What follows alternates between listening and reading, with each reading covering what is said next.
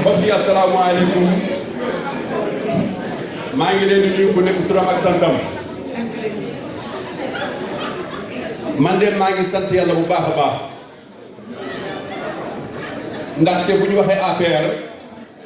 ñëpp xam nañu APR bu Bourkina la juddoo kon nag APR bu Bourkina la juddoo ba yàlla defal ñu cat ba ñu am mbooloo bu mel nii su ma taxawee fii jël micro di jàkkaarloo président Macky Sall gàcce ngalaat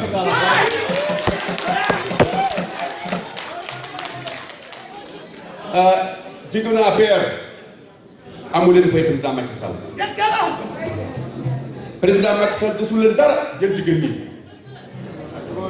bu mu ñëwee jëlee nañu kii di Mimi Touré mu tekk premier ministre waaye nag maa ñëw ci Mimi Touré tuuti Mimi Touré mii am na ñoo xam ne xamuñu ko waaye man xam naa ko bi ñuy demee campagne kër Thierno Madani Tall bu ñu toogee dafa ne il faut kii di Mimi Touré moo ko jox ndigal pour mu wax lu ko waral Thierno Seydou Nourou Tall radiyallahu anhu ki nga xam ne xamoon nañu ko ba yoroon soxna Touré mooy maamam kon nag kii ñun buñ ko gisee balaa ñuy jël kaddu di wax dañ ko xool d'abord xaw a tënk ko tuuti si bu nde woon noo taal ak sox mu daal Foutiou Tall saaree mooy naa ne loolu seede salaamaaleykum bu loolu weesoo président Macky Sall maa ngi lay sant di la gërëm ndaxte nit kii bu jëlee décret def la mu ne la defal sa nga nekk balekat ci 14 millions de Sénégalais kooku def laa gis mu def la chargé de mission à la présidence yàlla lu ma waxoon 2011 loolu lay waxaat tey président Macky Sall ne woon naa la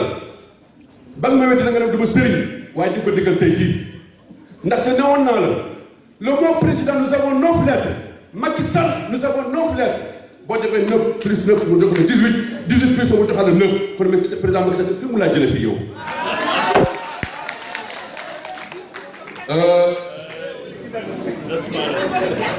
président Macky Sall ñoo ngi leen di nuyu di la sant di la gërëm encore ak sa délégation kii di Babacar Diagne ñu ngi ko sant di la gërëm ndaxte boo nee diplomate defam lu ñu séntu ci yow bu mu nekkoon Banjuli mu def lu mu jëf moo tax ñu indi ko ci tur ici gàcce ngalaama jaaraama monsieur Abdoulaye Baldé so pullo halfinaama lekki wiyaama yooreen leɗɗe waɗaama ko haani ndaxte pullo buñ ko ne na nga sama àll jox na li nga moom jaaraama Aly Ngouille Ndiaye noonu man dama foogoon ministre kese la waaye la xamul ne noonu mu ne football moom foo ko seetlu mu ngi foofu kon nag vraiment ñu ngi la sant di la gërëm Kaba yow moom bi nga ñëwee justice bi ñëpp ñu ngi dox léegi nga nekk ci gouvernement ba ñu nekk ci gouvernement yaa ngi tiit parce que kenn ñëwatul jël léegi alal jàmbur kenn ndax yéen kon nag vraiment gàcce ngalaama Mankeur Ndiaye nag xam nga bu ñu nee diplomate da nga war a teey moom daa teey xam lu muy jëf xam fu muy teg tànkam te bariwul wax lépp lu muy def ci suuf lay doon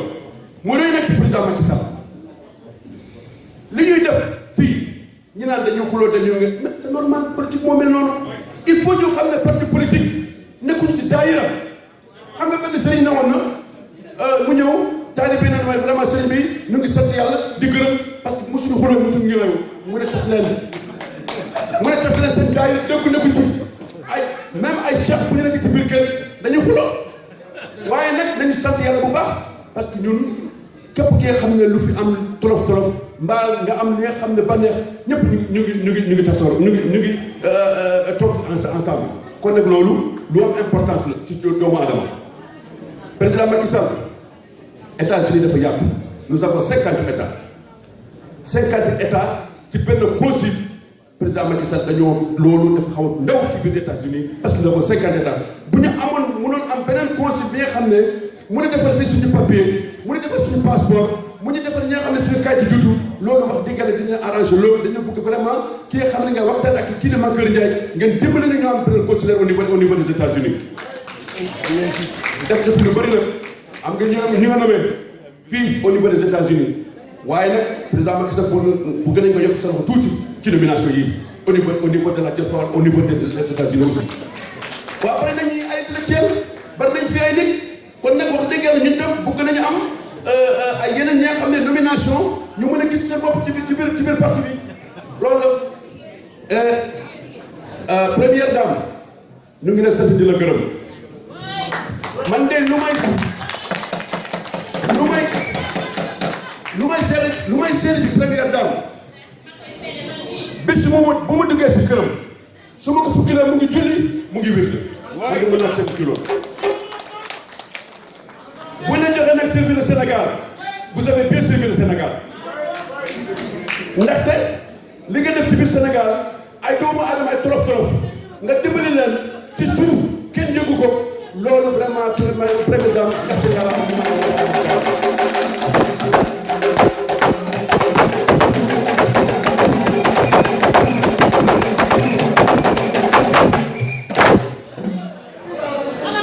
maa ngi ànd ak fii nag ki nga xam ne sa digal la jógee Brooklyn muy suñu coordinatrice di Adja Sarr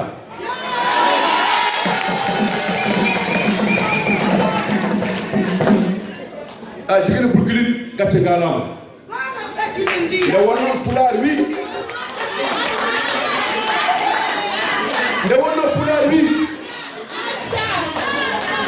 nde wonnoon pulaar wi gerte jiiɗata kono jawre noon so hannde parti o woni parti c'est grâce à vous on darima jamma on darima ñalawma on tippirama on kaɓama ala fof kono mbiyaten on goɗɗi cuuɗi moɗon on goppi soaɓe moɗon on goppi woɗɓe moɗon kono kiyamtala président Macky Sall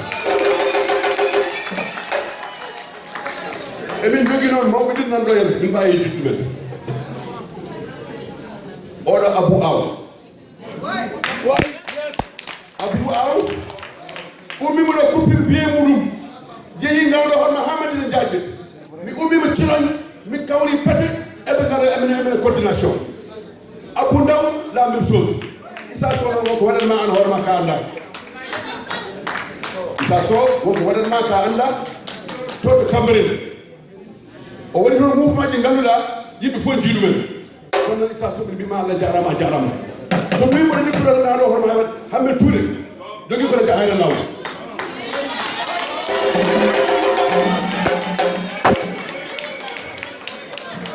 Hammet Touré jogui ko hayra lawol radio hayra lawol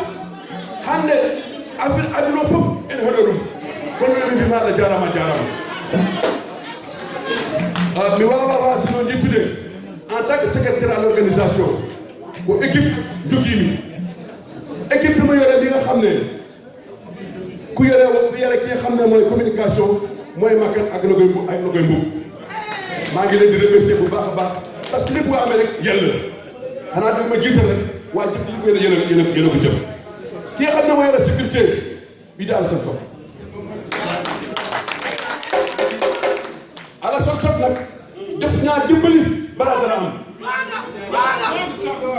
mooy Alassane Sow bi nga xam ne suñu ndaxte dama bëgg a tëjee sa sof ba jëf ji mu jëm tëjee naa sa sof tuuti.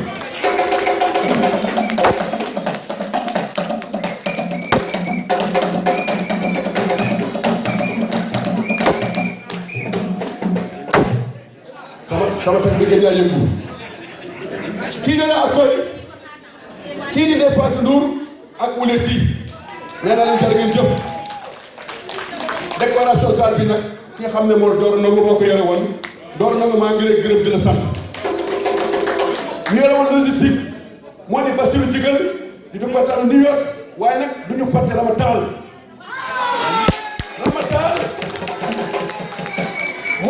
mooy jiite jigéen waa New York mu jëf ju rëy yàlla def président Macky Sall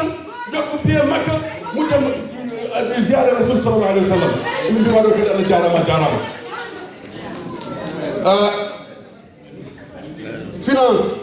ki xam ne moo yoroon suñu finance ku ko jiitu woon muy Muniru Jaani Alaaji Muniru emin mbima Allah jaarama a jaarama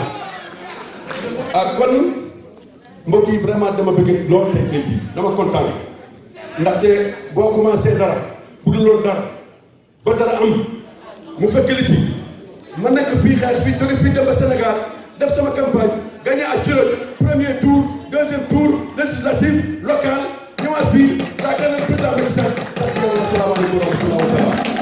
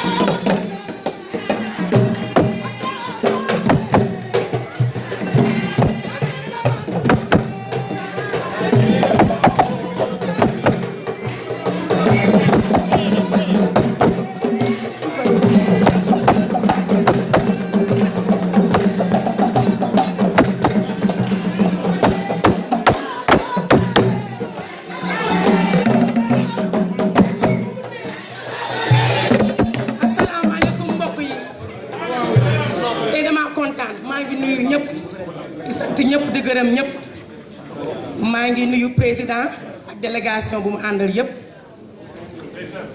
maa ngi nuyu Manhattan Bronx Brooklyn surtout sama section Brooklyn maa ngi sant leen gërëm yàlla sama mbokk jigéen yoo xam ne mosuñoo tàyyi guddi ak bëccëg suba ngoon ñu ngi ànd liggéey maa ngi sant leen gërëm sama wax du bari maa ngi ñaanal président Macky Sall li nga def ci biir Sénégal ñëpp gis nañ ko dañoo kontaan ci yow Inch'Allah ni ñu def ba élire le 2012 ni ñu ko def ba élire le 2019 waaw kontaan naa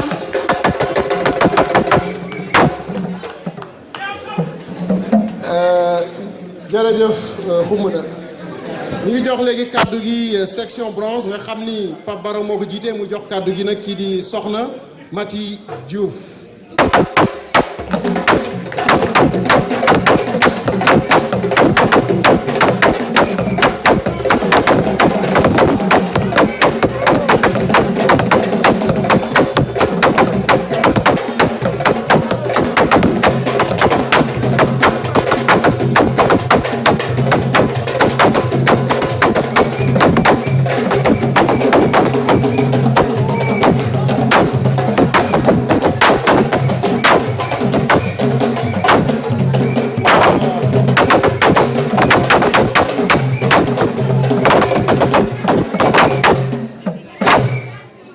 mbokk yi suñu meeting baax na neex na waaye bu leen ko yàq bu leen ko yàq mooy ni ñu commencé woon nañu fexe ñu jeexale ko noonu bu ñu bëggee tamit nekk exemple dama ni il départ nee naa leen képp koo xam ne yow yaay responsable section na nga ñëw wax sa turu section parce que yenn yi am na lu mu yàq waaye moo tax Pape Baro kii di responsable section bronze jël na kàddoo.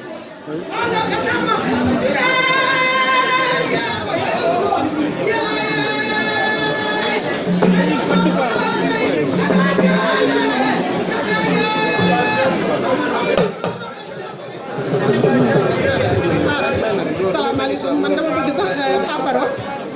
salaamaaleykum maa ngi leen di nuyu président man sama wax sax du ci gudd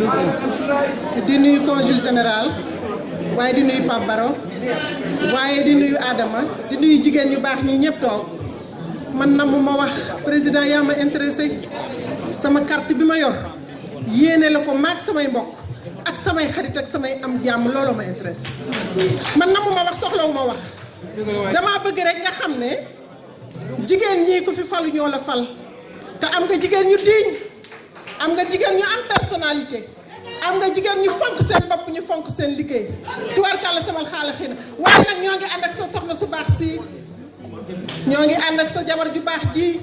ñoo ngi ànd ak yaaye Sénégal jigéen ju am jom jigéen ju takku jigéen ju am fulla jigéen ju am fayda waaye ñoo ngi lay ñaan man leen rek laa lay ñaan ñun dañ lay woteel ba nga gañe bu soobee yàlla yonent bi ci barke Seexul Xadiim waaye ñoo ngi ñaan Mimi Touré mii nga yokk ñu ko andil ci suñu kanam ndax soxla nañ ko wasalaam.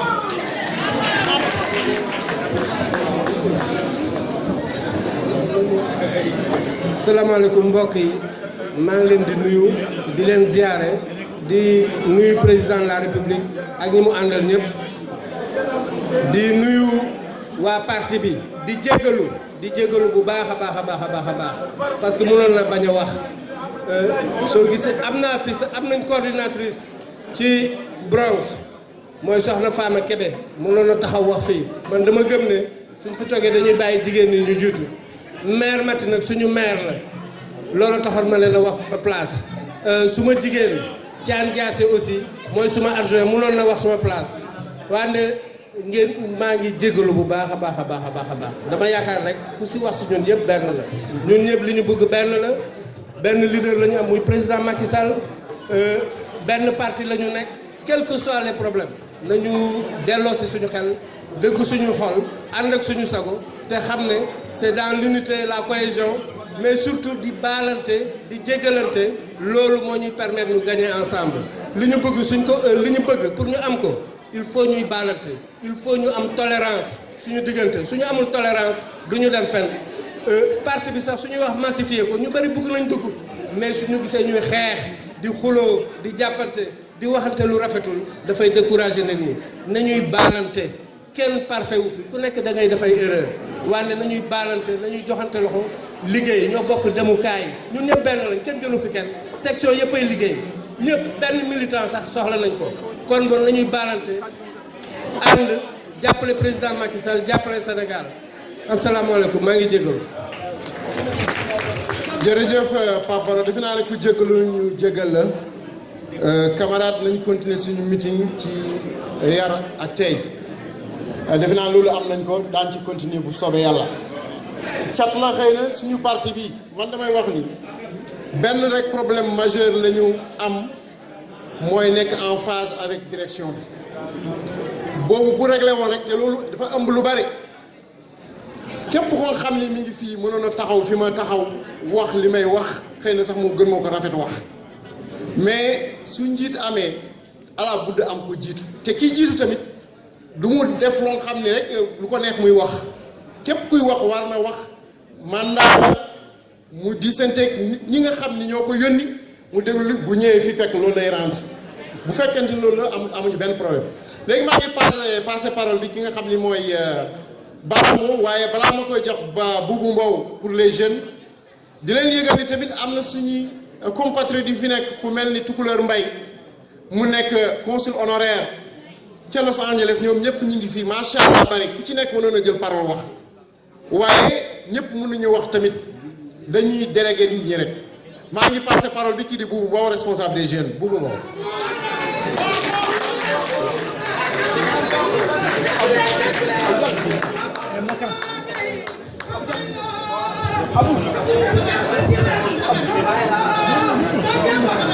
Assalamu alaikum.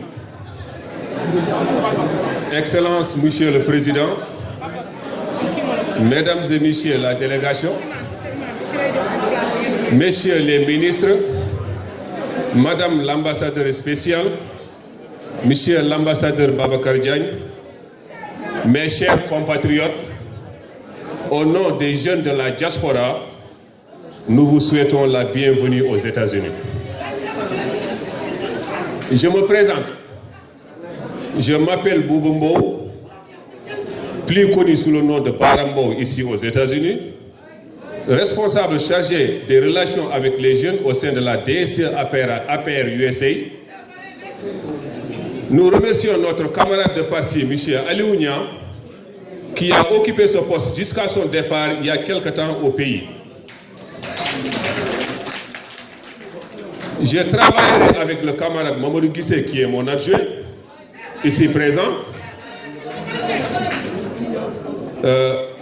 afin de redynamiser le mouvement des jeunes. Nous allons aussi approcher, engager la jeunesse et gagner leurs adhésions pour nous accompagner, Monsieur le Président, vous accompagner, Monsieur le Président, dans votre action.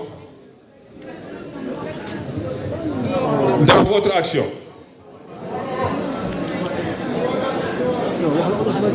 Notre plaisir est d'autant plus grand que cela nous offre une agréable occasion de communiquer avec vous, Monsieur le Président, sur l'importance d'aider la diaspora sénégalaise à mieux s'investir dans le développement économique